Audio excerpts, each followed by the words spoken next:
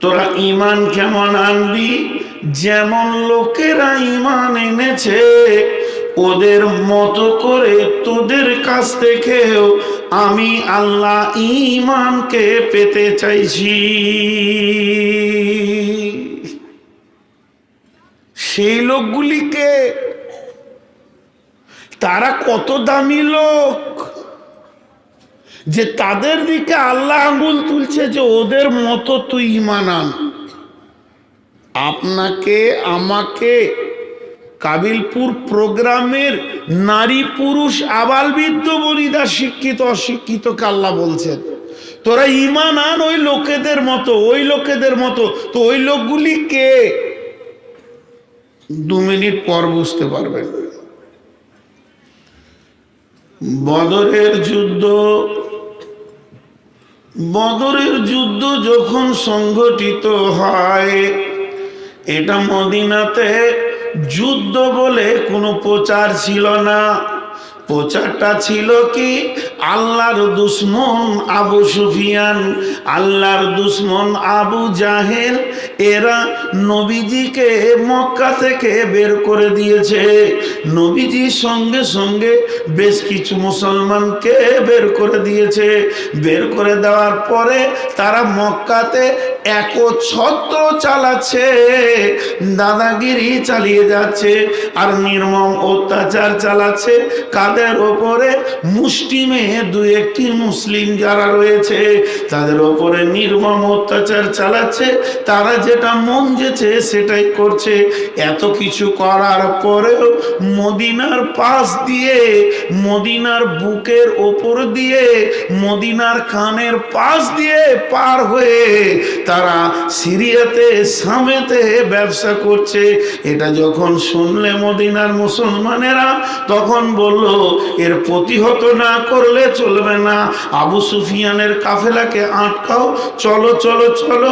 ওদের এই বাণিজ্য রাস্তাকে যতক্ষণ পর্যন্ত অবরুদ্ধ না করব, এই জায়গাটা যতক্ষণ পর্যন্ত না বেঁধে দিব, ততদিন পর্যন্ত ওদের অত্যাচারের মাত্রা কমবে না।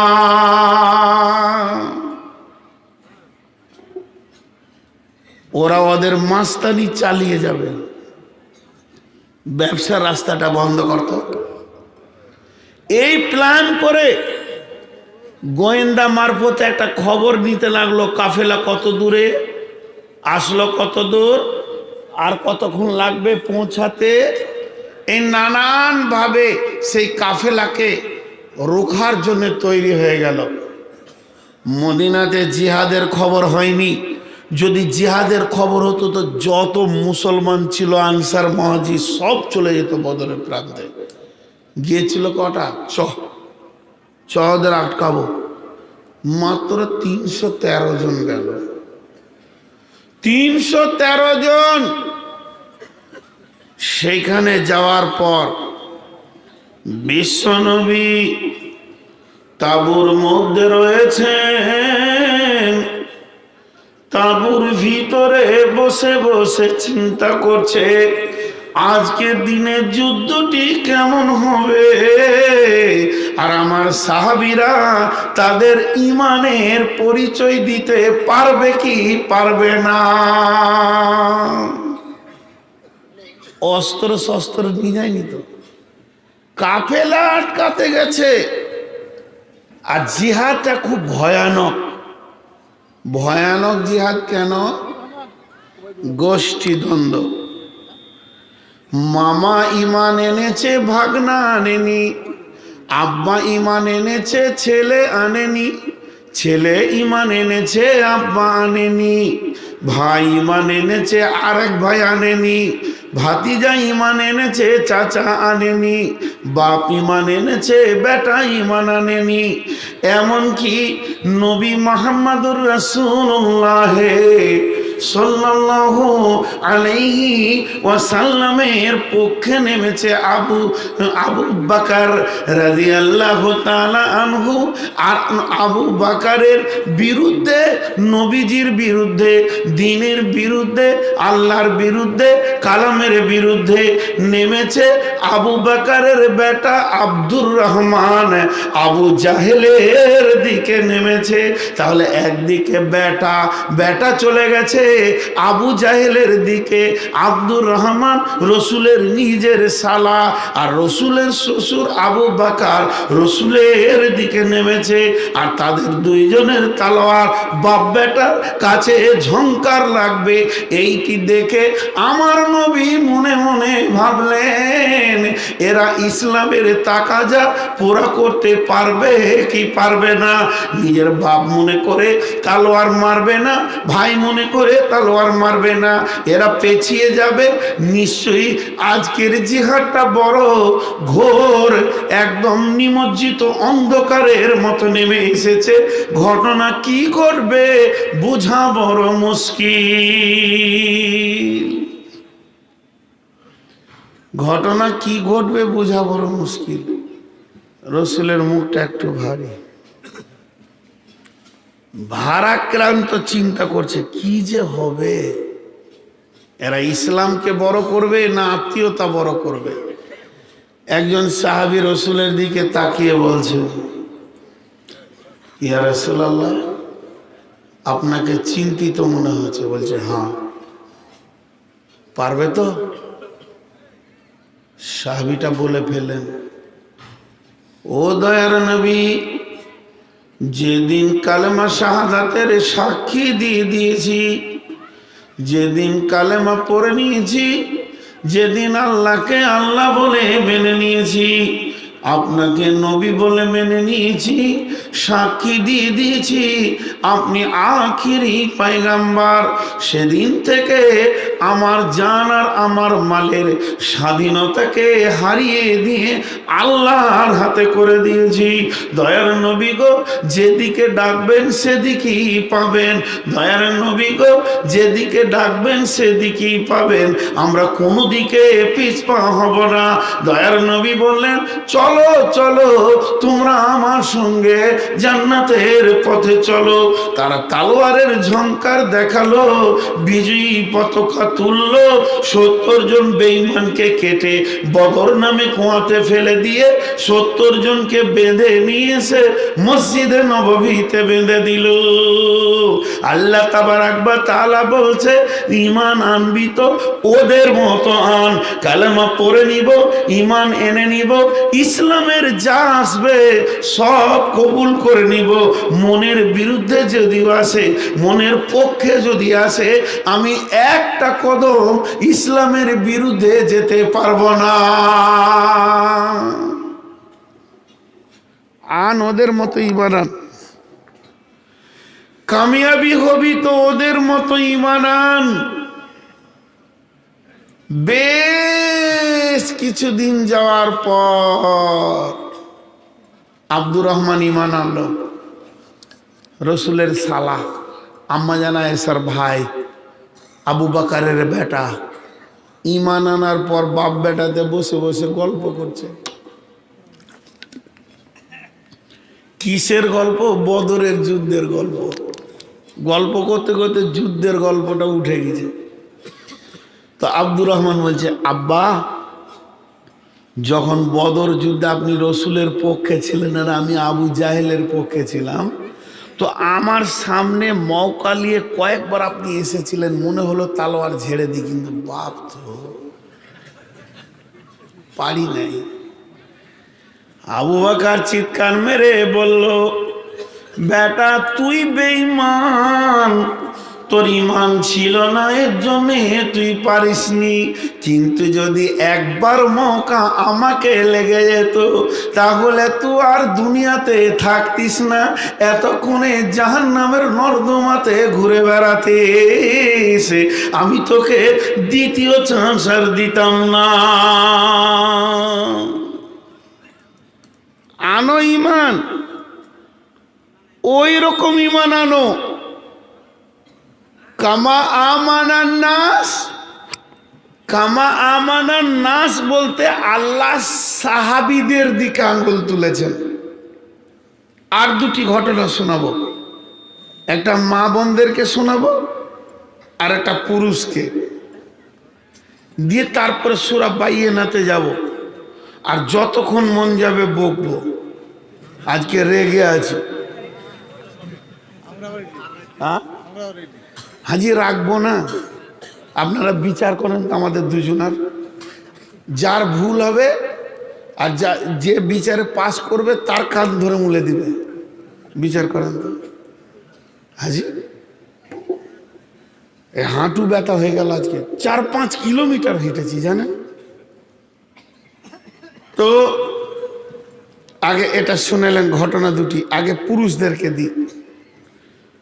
আল্লাহর নবী আখিরি পয়গম্বর নবী মোহাম্মদ রাসূলুল্লাহ সাল্লাল্লাহু আলাইহি ওয়াসাল্লাম কোন একটা সফর করছিলেন। তিনি সঙ্গী সাথীদেরকে নিয়ে চলতে চলতে চলতে চলতে কোনো একটা জায়গাতে গিয়ে তিনি বললেন, রে আমার সাহাবীরা, এখানে তোমরা তাঁবুতে গেলাম, এই জায়গাতে বেশ কিছুক্ষণ রেস্ট করব, এখানে আমরা দীর্ঘ সময় ধরে আরাম করব, অনেক লম্বা হাঁটা হয়ে গেছে।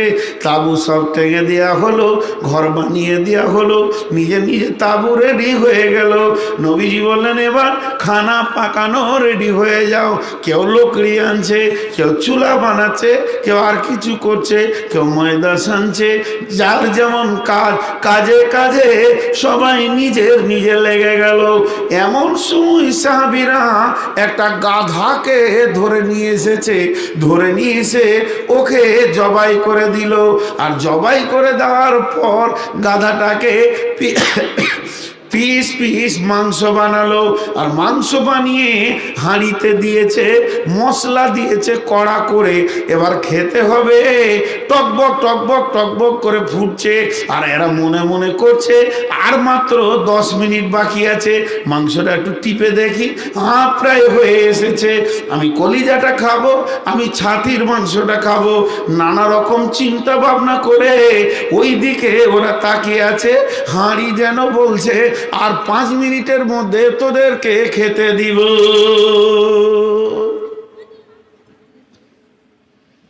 এমন সময় জিবরাইল এলো, তাঁবুতে একবার ঢুকেছে আর বের হয়ে চলে গেছে। তাঁবুতে ঢুকেছে আর বের হয়ে চলে গেছে। দুটি খবর দিয়ে গেল। দুটো খবর কি? 1 নম্বর হলো নিকাহি মুতা হারাম।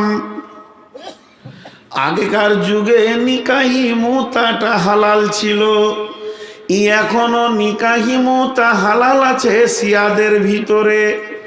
নিকাহি মুতা কাকে বলে? কন্ট্যাক্ট ভিত্তিক বিবাহ। আমি এসেছি কাবিলপুরে, সন্ধ্যার সময় পৌঁছালাম, কালকে বেলা 10টার সময় বিদায় নিব।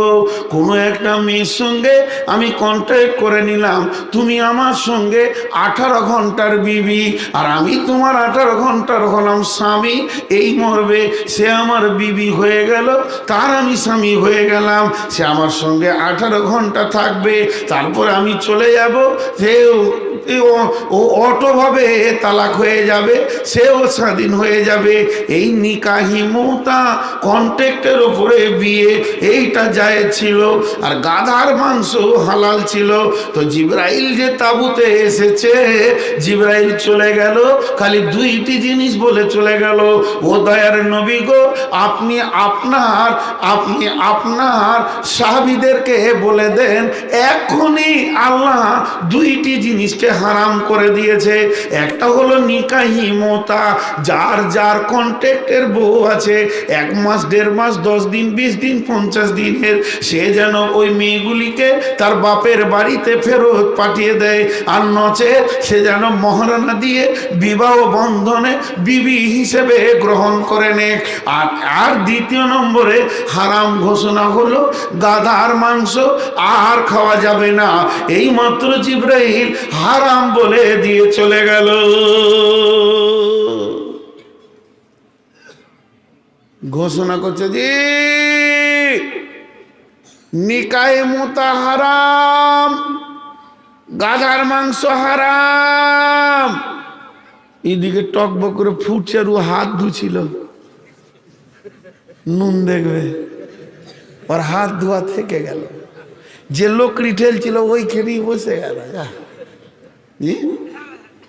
আফসোস নয়, তাদের আফসোস ছিল না, ঘৃণা তৈরি হয়ে গেল। কি করলে? হাঁড়িটাকে এমনি করে ধরে ওই চুলাতেই দিয়ে দিলে, হাড় হাড় করে দিলে। আল্লাহ বলছে ইমান আনবি? এই কাবিলপুরের লোক, ইমান আনবি? ওদের মতন বিড়ি হারাম 36 বছর আগে শুনেছে, এক্ষুনি জ্বালাবেও। তাহলে সাহাবীদের দিকে আল্লাহ আঙুল তুললেন কেন? হারাম শুনেছে, কবুল। মদ হারাম, এ ঘটনা বহুবার আমরা শুনে মুফতি হয়ে গেছি। যার মুখে ছিল ফেলে দিয়েছে, গ্লাসে ছিল ফেলে দিয়েছে, হাঁড়িতে ছিল লাত মেরেছে, পেটে ছিল বমি করেছে, এ ঘটনা বহুত শুনেছে। তাহলে আল্লাহ বলছে ওদের মতো ঈমান আন। মায়েরা আমার, বোনেরা আমার, নবীজির জামানাতে যখন পর্দার আয়াত নাজিল হয়নি, তখন মেয়েরা মসজিদে গিয়ে চুড়িদার পরে, উড়নি ছোটখাটো নিয়ে মসজিদে গিয়ে ছেলেদের সঙ্গে নামাজ পড়ে চলে আসতেন। কিন্তু একদিন হঠাৎ এশার নামাজের পর জিবরাইল আমিন এসে বললেন, ও দয়ার নবী গো, মেয়েদের জন্য পর্দাকে ফরজাইন করে দেওয়া হয়েছে। ওয়ালিয়াজরিবনা বিখুমুরিহিন্না আলা জুয়ুবিহিন্না ওয়ালা ইউদিনা জিনাতাহুন্না। তারা এমন করে উড়নি মাথার উপর পড়বে, শুধু চোখটি বেরিয়ে থাকবে, নাকের ওপর দিয়ে কাপড় দিয়ে গোটা বডিটাকে হালকা কাপড় দিয়ে সুন্দর করে ঢেকে নিবে। এরা টাইট ফিট কাপড় পরবে না। আল্লাহ ওদেরকে যে জিনাত দিয়েছে বডিতে, সিনা উঁচু হয়েছে, মাজা মোটা হয়েছে, এগুলোকে সুন্দর করে ঢেকে নিবে। এই লোভনীয় জায়গাগুলিকে পুরুষকে তারা দেখাবে না, এত সুন্দর করে ঢাকবে।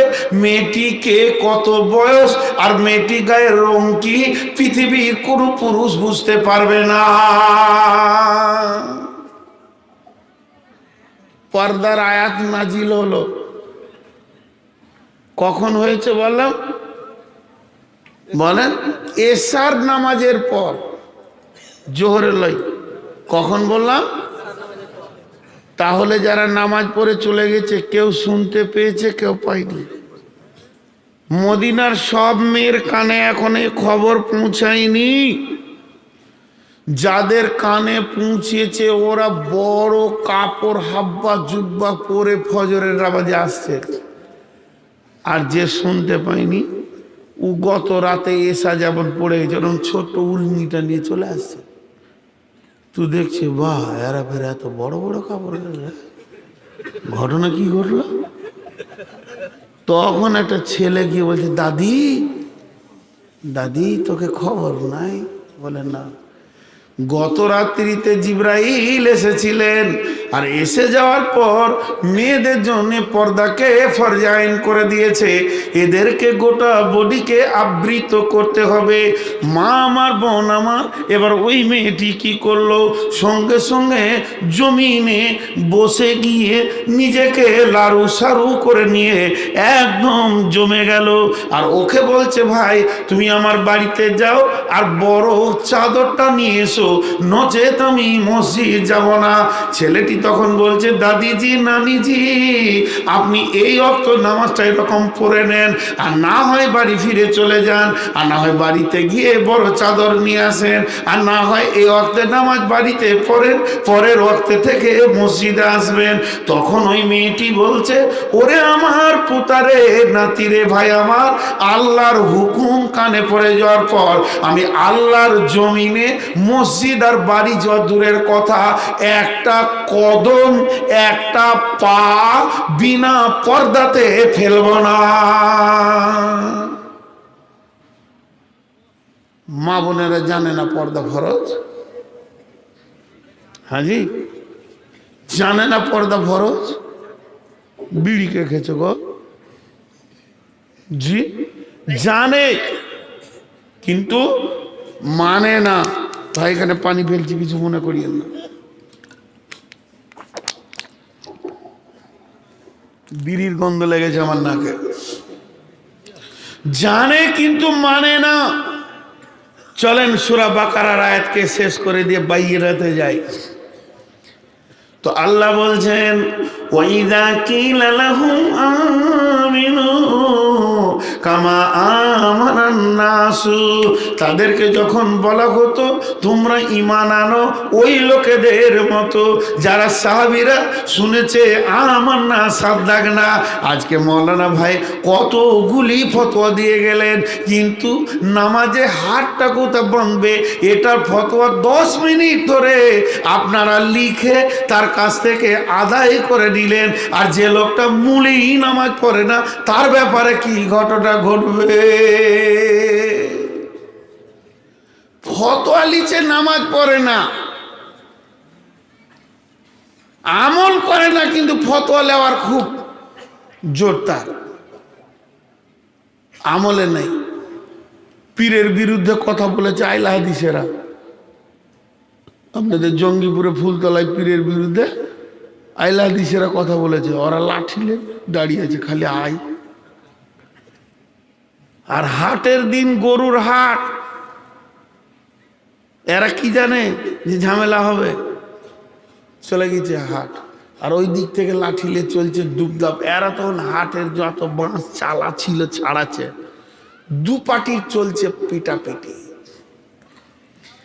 এরই মাঝে কাসেমনগর থেকে একটা ছেলে এসছে রুগা, 17 মাস হসপিটালে ছিল, দিন দুনিয়া দেখতে পাইনি। ওর বিবিকে বলেছে 20টা টাকা দেন না, হাটে থেকে চাটা খেয়ে আসি, 5 জনের মুখ দেখেছি। ওর নসিব খারাপ, সেই দিনই হাট এসছে। একদিকে হানপিতে ধরেছে, একদিকে আইলা দিছে, বলছে জাল্লিন না দাল্লিন, তাড়াতাড়ি বল। জাল্লিন না দাল্লিন, ওপরে না নামতে, খালি তাড়াতাড়ি বল। ও দেখছে নামতে যদি বলি তাহলে হানফিরা মারবে না আইলাদিরা মারবে, মার আছে কপালে। আর ওপরে যদি বলি তাহলে হানফিরা ছেড়ে দেবে না, পিটাবে, আইলাদিরা ছেড়ে দেবে। তখন ও বলছে আল্লাহর কসম ভাই আমি নামাজ পড়ি না, তোকে ছেড়ে দিল। ও সালা ভেজাল থেকে মুক্ত। যে কটা নামাজ পড়ছে ফতোয়া লিছে, যে কটা নামাজ পড়ে না পিয়াস নাই পানি। আল্লাহ মেহেরবানি। দুনিয়াতে যে কত রঙ্গরঞ্চ চলছে, আর ইয়ার বসে থাকতে থাকতে কি কুটকুটি উঠলো, বলছে কন্ট্যাক্ট করা যায় যাচ্ছে কিনা, ফের পালিয়ে গেল। ওর আমি আঁতড়ি কেটে বার করতাম, যদি ও থাকতো তারপর লম্বা করে চালাইতাম, ঝামা ঘষে দিতাম। জি, কত হাদিস করে তফসির বুঝে একবার দেখতাম। তো ভাইয়েরা আমার, সূরা বাকারা থেকে এবার বাইয়ানাতে এসেছি। আল্লাহ তাবারাক ওয়া তাআলা কোরআনের নাম দিয়েছে কোরআন, কোরআনের নাম কিতাব, কোরআনের নাম ফুরকান, কোরআনের নাম তানজিল, কোরআনের নাম নূর, কোরআনের নাম সিরাত, কোরআনের নাম সাবিল, কোরআনের নাম তাওহীদ, কোরআনের নাম হুদা, কোরআনের নাম নাবা, কোরআনের নাম বাইয়ানা, কোরআনের নাম সিরাজ, কোরআনের নাম কিতাব, কোরআনের নাম তানজিল। যত রকম বলবেন তত রকমই সাজবে, হার রঙে রঙিন হচ্ছে। তো কোরআন বন্ধুরে যেদিন থেকে নাজিল হয়েছে আর যেদিন কিয়ামত হয়ে আমলের দরজা বন্ধ হবে, ওই দিন পর্যন্ত এটাকে অ্যাবরমেন্ট করার প্রয়োজন হবে না, সংশোধনের দরকার নাই, সংযোজনের দরকার নাই, বিয়োজনের দরকার নাই, কোনো দরকার নাই। এসেছে ফুল বক্তব্য নিয়ে চলে এসেছে। আপনার আপনার প্রয়োজন হলে মেনে নিতে পারেন, না মানলে না মানতে পারেন। ইম্মা শাকিরাও ওয়া ইম্মা কাফুরা ওয়া হাদাইনাহুন নাজদাইন। কোরআন বলে দিয়েছে তোদেরকে আমি দুটি রাস্তার কথা বলে দিয়েছি, মানবি মান, না মানবি না মান, কিন্তু আমি কারোর সঙ্গে আপোষ করতে রাজি নাই। কোরআন কারোর সঙ্গে আপোষ করতে রাজি নাই। এই জায়গাটা আপনার সঙ্গে আমার হচ্ছে না, মীমাংসায় বসে একটা আপোষ করে নিলাম। টাকা লেনদেনে ভাইয়ের সঙ্গে আমার হচ্ছে না, মীমাংসায় বসে একটা আপোষ আপোষ করে নিলাম, ইট বিক্রি করেছি আর দাম দিচ্ছে না, মীমাংসায় বসে আপোষ করে নিলাম। কোরআন বলছে শুনেলে আমার যা বক্তব্য আছে আমি সব রেখে দিয়েছি, আমার বক্তব্য কোনোটা গোপন করি নাই, তোদেরকে দিয়ে দিয়েছি, নাজাত নিবি তো চলে আয়, গোটার মধ্যে ঢুকে যা, এই মানুষদের মতো হয়ে যা যারা বাইয়েনাতে ঢুকে নিজেদেরকে রঙিন রঙে রঙিয়ে নিয়েছিল। আর যদি তোদের ভালো না লাগে তোর সঙ্গে আমি আপোষ করব, অল্প কিছু ছাড়াছাড়ি চলবে। কোরআনকে বলবো, কোরআন রে ফজরের নামাজটা কোন রকম একটু বাতিল কর, তাহলে মোটামুটি চলবে, এশাটা যেন চলবে না। নবীজি বলছেন ফজর আর এশার নামাজে মুনাফিকদেরই কষ্ট হবে। বক্তব্য এসে গেছে, যার যা প্রয়োজন দিয়ে দিয়েছে, কোরআন আর আপোষ করতে রাজি নাই। এর জন্য কোরআনের নাম বাইয়েনা। আবার উদাহরণ দেব, উদাহরণটা ভালো করে শুনবেন, রেগে রেগে বায়ন করছি তো ওই জন্য দম আছে খুব। জি, একজনা বলছে খুব জোর চিল্লাইছে, তা আমি ধরেন কথার কথা উদাহরণ দিচ্ছি, কোনো ছেলেকে আমি চিল্লাইছি মারবো তোর চোপা ভেঙে দিব, তো একজন সাইড থেকে বলছে মৌলবি দেখে রাখতে হয়, মৌলবি মানে ওর সব নাই, জিরো। তা আমার মোচ কেন দিয়ে চাল্লা রাখবো না তা? হ্যাঁ, একজন মৌলবি বলছে ভাই যে আমার আমার আমার বেটার জন্য দোয়া করেন তো, অ্যাক্সিডেন্ট হয়ে গেছে যেন ভালো হয়। তো একটা বুড়ি বলছে মৌলবিদেরও ছেলে হয়, শালা এদেরকে কোন জায়গায় যে রাখবে সমাজ জায়গা বেছে না, বলছে মৌলবিদেরও ছেলে হয়। দেখতে রসুলের ছেলে ছিল তো মৌলবিদের কেন হবে না? হ্যাঁ, উজু ছাড়া নামাজ হবে না, রাগ ছাড়া জিহাদ হবে না, তাহলে জিহাদের আমলটা আমার দরকার নাই? জি, জিহাদের আমলটা দরকার নেই। রসুলের রাগ ছিল কি ছিল না? লোক ভাবে হয়তো রসুল খুব মাফ করেনেওয়ালা, পাগলার খেপা। রসুলের জামানাতে রজম হয়ে গেল, রসুলের জামানাতে চাবুক পড়ে গেল, হাত কাটা হয়ে গেল, এক জায়গায় স্টিল। একটা উদাহরণ দিলে বুঝে নেবেন আল্লাহ নবী কেমন ছিলেন। লাইলন দড়ি দেখেছেন? এত বড় লোক লাইলন দড়ি দেখেন, একটু এনে দেন তো টুকরো। পেছন থেকে জিজ্ঞেস করছি না সামনেলাকে জিজ্ঞেস করছি? পেছন থেকে বলছে দেখেছি। লাইলন দড়ি দেখেছেন? জোরে বলেন দেখেছেন? আমার উদাহরণগুলো খুব অ্যাপ্রোপ্রিয়েট।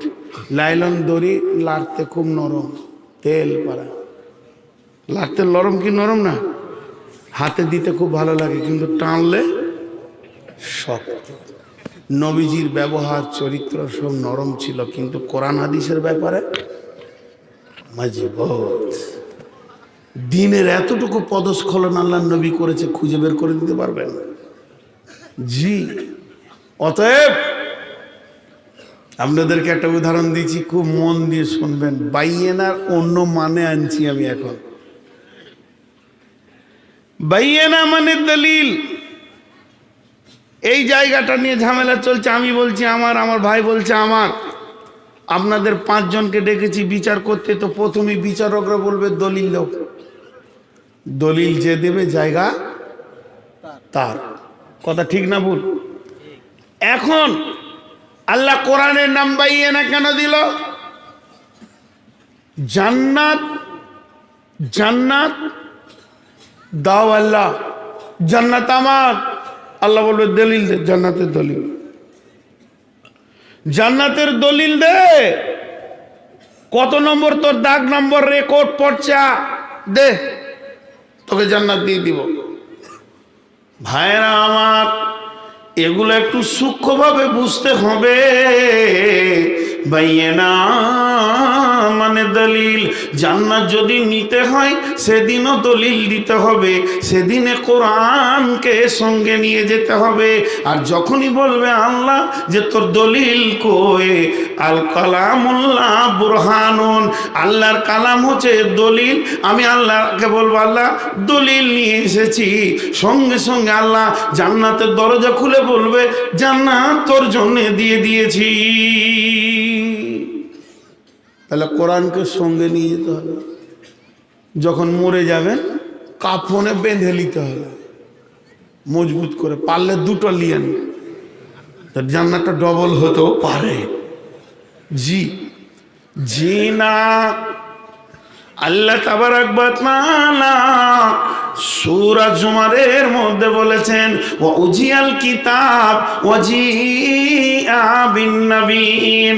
হাসরবাসী রে, তোরা তোদের আমলনামাগুলি আমার কাছে নিয়ে যা আর নবীকে সঙ্গে করে নিয়ে আসবি। যতক্ষণ পর্যন্ত নবীকে সঙ্গে না আনবি অতক্ষণ পর্যন্ত আমি আল্লাহ তোর জন্য জান্নাতের ফয়সালা দিব না। এবার যারা জাহান্নাম গেল তো গেল, তো গেলই চলে গেল, তাদের কথা আমি বলছি না। যারা জান্নাতি হবে আল্লাহকে গিয়ে বলবে রব্বুল আলামিন আহকামুল হাকিমিন, বিচারের দিনের মালিক, মালিক ইয়াউমিদ্দিন, হে আমার আল্লাহ আপনি আমাকে জান্নাত দেন। বলে জান্নাতের সার্টিফিকেট লিবি তো সাক্ষী কই, নবী কই? তখন উত্তরে বান্দা বলবে সীমাহুম ফি উজুহিহিম মিন আসারিস সুজুদ। আল্লাহ আপনি সূরাতে, আল্লাহ আপনি কোরআনে বলেছেন উজুর জায়গাগুলি, সাজদার জায়গাগুলি কিয়ামতের মাঠে নূরে ঝকমক করবে। এটাই হলো আমার আমলের সাক্ষী। আল্লাহ বলবে আমি বলেছি ও জি আবিন নবীন, সঙ্গে নবীকে নিয়ে আয় তবেই তুই রেহাই পাবে। তাহলে তোর সঙ্গে নবী কই? ও তখন বলবে বান্দা আল্লাহ রায় রব্বুল আলামিন আহকামুল হাকিমিন, ও দয়াল মাবুদ গো, আপনি আপনার কুদরতের চোখ দিয়ে দেখেন আপনার নবীকে আমি সঙ্গে করে আনতে পেরেছি কিনা। আমি আমার চেহারাতে, আমি আমার খাওয়াতে, আমি আমার বসাতে, আমি আমার লেনদেনে, আমি আমার শোয়াতে, পেশাবে, পায়খানাতে আপনার নবীকে নকল করেছি কি করি নাই? আপনি কি দেখতে পেয়েছেন না আমি পানি পান করেছি? তা তো আপনার নবীকে সঙ্গে নিয়ে পান করেছি। আমি পানি পান করার ভিতরে নবীর সুন্নতকে মেনে পান করেছি। আমি খেয়েছি তো সুন্নতকে মেনেছি, অতএব আমি নবীকে সঙ্গে এনেছি। তেমনি কোরআনকে কিয়ামতের মাঠে নিয়ে যেতে হবে। এটা হলো বাইয়িনা, এটা হলো দলিল। আমার কান কিভাবে চলবে না চলবে, কোরআন যেমন বলেছে তেমনি শুনবে। আমার চোখ কি দেখবে কি দেখবে না, কোরআন যা বলেছে তা দেখবে না দেখবে না। আমার বিবেক কি চিন্তা করবে কি করবে না, কোরআন যা বলেছে তা করবে নাই করবে না। আমার হৃদয়ে কে কে জায়গা পাবে কে কে পাবে না, কোরআন যা বলেছে সে পাবে সে পাবে না। আমার হাত কিভাবে চলবে, কোরআন যেমন বলেছে সেইভাবে চলবে। অর্থাৎ গোটা বডিতে কোরআনকে সঙ্গে করে যে নিয়ে যেতে পারবে সে বাইয়িনাকে পৌঁছে দিতে পারবে। আর যখনই সে দলিলকে নিয়ে গিয়ে হাসরের মাঠে পৌঁছাবে তার জন্যে জান্নাত জান্নাত জায়গা হয়ে যাবে, ঠিকানা বেনে যাবে।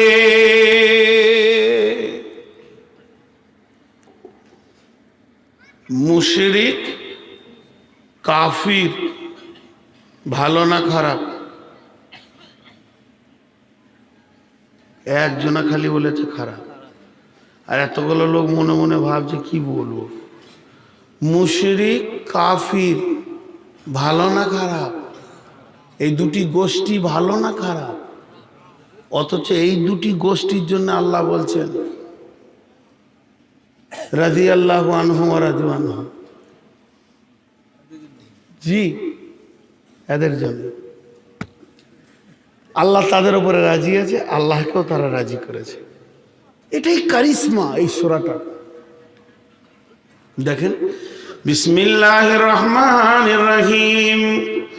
লাম ইয়াকুনিল্লাযীনা কাফারু মিন আহলিল কিতাবি ওয়াল মুশরিকিনা মুনফাকিনা ওয়াল মুশরিকিনা মুনফাকিনা। লাম ইয়াকুনিল্লাযীনা কাফারু মিন আহলিল কিতাবি ওয়াল মুশরিকিনা মুনফাকিনা হাত্তা তাতিয়াহুমুল বাইয়িনা। আল্লাহ তাবারাক ওয়া তাআলা বলছেন আহলে কিতাবদের ভিতরে যখনই নবী চলে যেত তাদের ব্রেন বিভ্রান্ত হয়ে হয়ে যেত, কি করব না করব, এই করতে করতে তাদের ভিতরে কেউ কাফের হয়ে যেত, কেউ মুশরিক হয়ে যেত, তাদের ভিতরে কেউ কাফের হয়ে যেত, মুশরিক হয়ে যেত। তা আল্লাহ তাবারক ওয়া তাআলা বলছেন, এই আহলে কিতাবের ভিতরে যারা কাফের হয়েছে, মুশরিক হয়েছে, যারা আল্লাহকে বাদ দিয়ে অন্যর পূজা করেছে, লাত মানাত ওবল হুজ্জার পূজা করে উজ্জার পূজা করেছে, যারা মদ পান করেছে, রসুলকে মানেনি, জেনা ব্যভিচার করেছে, যারা আপনার কিনা হারামের মধ্যে ঢুকে রয়েছে, আর একটা হলো কাফেরের দল যারা অস্বীকার করেছে আল্লাহ বলে কিছু নাই, জান্নাত নাই, জাহান্নাম নাই, আখিরাত নাই, কবর নাই, হাসর নাই, এগুলো মিথ্যা কথা। এই কাফের মুশরিকের দলেরা আল্লাহর কাছে কত প্রিয় হয়েছে, কত দামি হয়েছে, কত দামি হয়েছে। তাদের জন্য আল্লাহ ওই সূরার শেষে বলছেন, রাদিয়াল্লাহু আনহুম ওয়া রাদু আনহু যালিকা লিমান খাশিয়া রাব্বা। তাদের উপরে আল্লাহ রাজি হয়ে গেছেন, তারাও আল্লাহকে রাজি করেছেন, এই জন্যই যে তারা আল্লাহকে ভয় করেছে। এবার তথ্য কথাটা বলবো, একটা উদাহরণ দিব, পর পর দুটি উদাহরণ দিব, আপনারা একটু হা না বলবেন আমার দিকে, তাহলে আমি জানবো যে আপনারা বুঝতে পারছেন। এটা একটা কাগজের পাইপ আমি বানালাম। তো আপনারা হাটে ঘাটে বাজারে কোনোদিন ম্যাজিক দেখেছেন? ম্যাজিক সেন্টার ম্যাজিক করে না, তো পয়সা চাই। তো এইরকম ওদের কাছে একটা পাইপ থাকে, আর এই পাইপে এইদিকে সাদা রুমাল ভরবে, এদিকে কি বের হবে? লাল। এদিকে ভরবে কি? লাল। এদিকে বের হবে সাদা। এদিকে ভরবে নীল, এদিকে বের হবে হলুদ। তাহলে এর ভিতরে কি আছে রে বাবা? আমি এটা বলতে চাইছি যে এর ভিতরে তাহলে কি আছে যে এইদিকে ঢুকছে সাদা, বের হচ্ছে লাল। তার এর মধ্যে কারিশমা ভরা আছে। আল্লাহ তাবারক ওয়া তাআলা বলছেন, এইটা ওই পাইপ মনে করে নেন গোটা কোরআনটা। বিসমিল্লাহ এইদিকে, মিনাল জিন্নাতে নাস এইদিকে, মিনাল জিন্নাত ওয়ান নাস এইদিকে। কথাটা বোঝাতে পারলাম? হ্যাঁ না বলেন? আল্লাহ বলছেন, লাম ইয়াকুনিল্লাযীনা কাফারু মিন আহলিল কিতাবি ওয়াল মুশরিকিনা মুনফাকিনা হাত্তা তাতিয়াহুমুল বাইয়িনা। ওই কাফেরের গোষ্ঠী, মুশরিকের গোষ্ঠী যখন তারা ঢুকেছে কোরআনের শুরুর দিকে, কাফের মুশরিক ছিল তারা গুনাহগার। এই দিকে যখন বের হয়েছে তো আল্লাহকে রাজি করে নিয়েছে। কে কাফের ছিল না আর কে মুশরিক ছিল না? ওই সাহাবীদের সূরা বাকারার যে আয়াতটা পড়েছি, কামা আমানান নাস, আল্লাহ যাদের দিকে আঙ্গুল তুলে বলেছেন এদের মতো ঈমান আনো, সে আবু বকর তিনি ছিলেন মূর্তি পূজক, সে ওমর রসুলের জানের জম, আব্দুর রহমান ইবনে আফ এর ঘরে ছিল মদের আড্ডা, হযরতে আলীর ঘরে গান বাজনা মদের আড্ডা, হযরতে আব্বাস রাদিয়াল্লাহু তাআলা আনহু সেই যুগের সব থেকে বড় সুদের ব্যবসায়ী ছিল। কিন্তু বন্ধুরে, তারা মুশরিক হতে পারে, কাফের হতে পারে, তারা মুশরিক হতে পারে, কাফের হতে পারে। তাদের একটা ভালো গুণ কি ছিল? হাত্তা তাতিয়াহুমুল বাইয়িনা, তারা বাইয়িনাকে গ্রহণ করে নিয়েছিল। বাইয়িনাকে যখন গ্রহণ করলো তখন তারা কি পেল? রাসূলুম মিনাল্লাহি ইয়াতলু সুহুফাম মুতাহহারা ফিহা কুতুবুন কাইয়্যিমা। আল্লাহ তাদের কাছে পাঠালেন কেমন? একজন নবী, আর সেই নবীকে সহিফা দিলেন। সহিফাটা পরে বলছি কি জিনিস, সেটা পবিত্র সহিফা দিলেন, আর এমন একটা কিতাব দিলেন কুতুবুন কাইয়্যিমা, এটা প্রতিষ্ঠিত কিতাব। এই কিতাবকে কোনোদিন কোনো অক্ষরকে চেঞ্জ করার প্রয়োজন হবে না, হবে না, হবে না, হবে না। জি, সব সাহাবীগুলোই তো নও মুসলিম। প্রায় তারা ছিল পৌতলিকতায়, এসেছে তৌহিদে, ছিল মুশরিকিবাদ মতবাদে, আসলো তৌহিদবাদে, আর গ্রহণ করলো বাইয়েনা দলিলকে। তারা সুন্দর মানুষ হয়ে গেল। আল্লাহ বলছে, দেখ এই কোরআনে কি আছে, এই কোরআনে কি আছে তোরা বুঝতে পারছিস? কোরআনে কি কারিশমা আছে? তো আল্লাহ বলছেন হাত্তা তাতিয়াহুল বাইয়িনা। এবার আমার দিকে তাকান, এই যে মাইকের স্ট্যান্ডটা, এটা লোহার তৈরি। একে যদি মাটিতে ফেলে দেন তো এর গুণ আছে, জংকে ধরে নিবে। এত আঁকড়ে ধরবে, আঁকড়ে ধরবে, মনে হবে জংটাও লোহা, লোহাটা জং। এরকম ভাবে তারা সম্পর্ক করে নিয়েছে। ছাড় রে, ছাড় রে, ছাড় রে, তুই লোহাকে ছাড়, হে লোহা তুই জংকে ছাড়। কিন্তু এরা ছাড়তে রাজি নয় যতক্ষণ পর্যন্ত কিরোসিন না পৌঁছেছে। আর যখনই কিরোসিন তাদের মাঝে পৌঁছে গেছে, লোহা আলাদা, জং আলাদা, তারা পরিষ্কার হয়ে গেছে।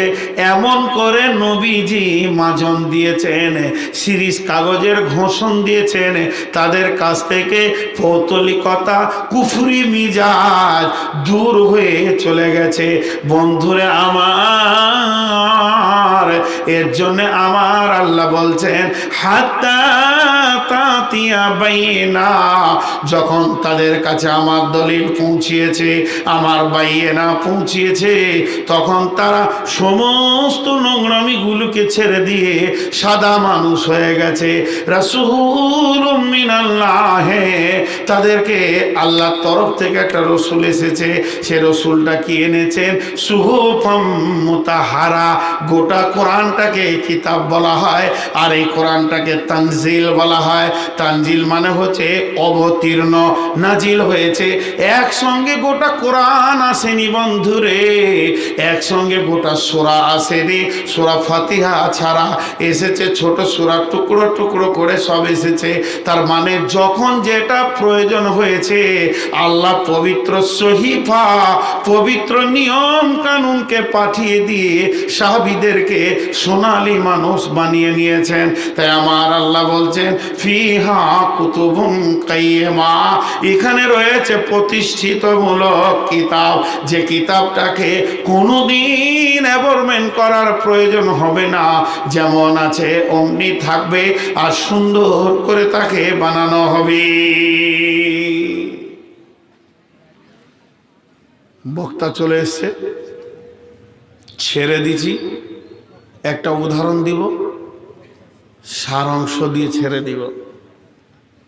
রেন্দা, বাটালি, করত, বাঁশলে, ভোমর, এইগুলো ছুতোর মিস্ত্রি, কাঠ মিস্ত্রিদের অস্ত্র। কথাটা বুঝে দিলাম? আরে হ্যাঁ না বলেন? এগুলো কোন মিস্ত্রির অস্ত্র? কাঠ মিস্ত্রি। একটা গাছ, তার কোনো শেপ সাইজ নেই, এই গাছটা। আর ওখানে গিয়ে দোকানে দেখেন খাটটা কি সুন্দর, মাঝে কে আছে? ছুতোর মিস্ত্রি, আর তার কাছে অস্ত্র। এই কথাটা বুঝেন। এখানে গাছ, কোনো এর শেপ সাইজ নেই, বিভিন্ন ডালপালা। আর দোকানে এত সুন্দর খাট চকচক করছে, মৌলানা ভাইজি বলবে এইটাই নিব, এইটাই আমার প্রয়োজন। মাঝে আছে ছুতোর মিস্ত্রি, আর তার হাতে আছে অস্ত্র। আল্লাহ তাবারাক ওয়া তাআলা বলছেন মুশরিক, কাফির, বেঈমান, মুনাফিক, বেঈমান যারা আছে, যাদের কাছে এখনো দলিল পৌঁছায়নি, তারা হলো এই কাঠের মতো। বিশ্ব নবী যাদেরকে ছেলে চিঁচে তৈরি করে একটা একটা মডেল বানিয়ে দিয়ে গেছে, তারাই হলো আমানান নাস। এবার বিশ্ব নবীর হাতে যে বাটালিটা ছিল, যে রেঁদাটা ছিল, তার নাম কোরআন। তিনি কোরআনের অস্ত্র দিয়ে উমারের মতো মুশরিককে, আবু বকরের মতো বেঈমানকে, আবু হুরায়রার মতো মূর্তি পূজককে, আব্বাসের মতো সুদারুকে, উমারের মতো রসুলের জানের জমকে, আলীর মতো মাতালকে, আব্দুর রহমান ইবনে আওফের মতো মদের ব্যবসায়ীকে আল্লাহ কত সুন্দর বানালেন। সূরা বাইয়িনা বলছে এত নোংরা লোকগুলি কোরআনের বাটা লিখে হয়ে গেল রাদিয়াল্লাহু আনহুম ওয়া রাদু আনহু যালিকা লিমান খাশিয়া রাব্বা। তারা যদি অত নোংরা থেকেও আল্লাহকে রাজি